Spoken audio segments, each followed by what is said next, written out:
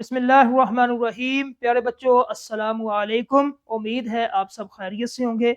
मैं हूं आपका मुअल्लिम मोहम्मद उसामा अनस और आज का हमारा बी लिफ्ट है 28वां, जिसका तसलसल यकीनन आपने कर लिया है।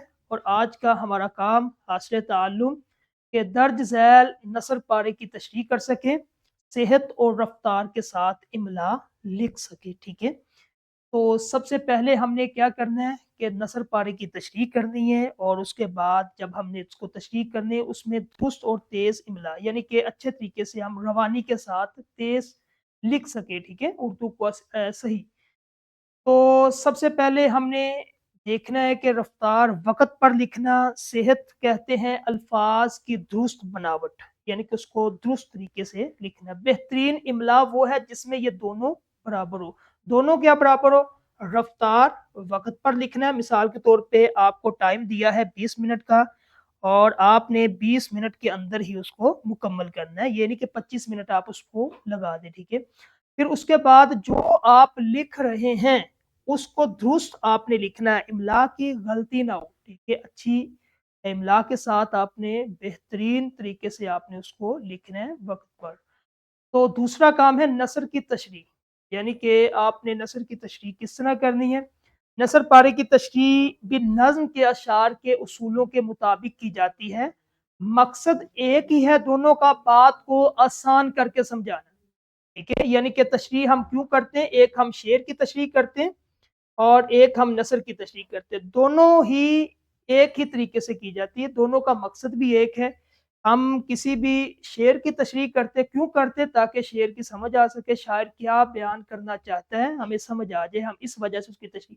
इसी तरह नसर पारे की भी तशरीह हम करते हैं कि एक पैराग्राफ है हमारे पास, ठीक है, एक इक्तिबास है हमारे पास, हमने उसको देखना है कि इसके अंदर मुसन्निफ क्या कहना चाहता है। मुश्किल अल्फाज का इस्तेमाल उसको सही तरीके से हमने आसान अल्फाज में हमने उसको करना होता है। ठीक है, तो तशरीह करने के ये 3 अहम मराहिल हैं। सबसे पहले आपने ख़ास अल्फाज का इंतखाब करें, यानी कि नसर पारा आप एक दफ़ा पढ़ें फ़हम के साथ, उसके बाद जो उसके अंदर मुश्किल अल्फाज हैं या नए अल्फाज हैं उनको अंडरलाइन कर लें, यानी कि ख़त कशीद करें। फिर उसके बाद उनके मानी, अल्फाज के मानी साथ लिख लें। जब आपने ये 2 काम कर लिया उसके बाद फिर आपने आसान लफ्ज़ों में उसकी वज़ाहत करनी है। ठीक है, जिस तरह ये देखें ख़ास अल्फाज का इंतखाब, तो इन मुंतखब करता इक़्तिबास को आपने फ़हम के साथ गौर से आपने उसको पढ़ना है। फिर उसके बाद मुश्किल और अहम अल्फाज को आपने चुन लें, लिख लें और दूसरे नंबर पे उनके मानी आप देखें। ठीक है, और तीसरे नंबर पे आपने उसकी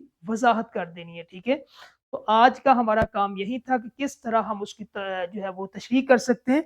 सबसे पहले मुतालिया आ जाता है हमारे पास, मानी आ जाते हैं, सादा वज़ाहत आ जाती है। अगर हम इमला की बात करें तो उसकी जो है वो सेहत, रफ्तार और बेहतरीन लिखाई के साथ आपने इसको मुकम्मल करना है। ठीक है, तो क्लास के अंदर जो टीचर हजरात हैं वो बच्चों से सबसे पहले ये लिखवाएं। इमला की भी इसके साथ ही प्रैक्टिस हो जाएगी। ठीक है, कोई भी नसर पढ़ा दे 2-3 लाइनों का इसी चैप्टर में से। ठीक है, जब वो उसको पढ़ेंगे अच्छे तरीके से, फिर उसके अंदर जो मुश्किल अल्फाज के मानी एक पैराग्राफ आप खुद करके दिखाएं, ताकि बच्चा जो है वो साथ साथ उसको करता रहे। ठीक है, तदरीसी जांच ये क्लास के अंदर करेंगे। ये पैराग्राफ आपके सबक में से ही उठाया, इसी को कर लें तो ये बेहतर होगा। ठीक है, उसके बाद ये तदरीसी जांच एक और है वर्कबुक का, ये भी क्लास के अंदर निखार कर लिए घर में जो है वो काम दे दे। इसी तरह ये इस चैप्टर का आखिरी लेक्चर हमारा ख़त्म हुआ।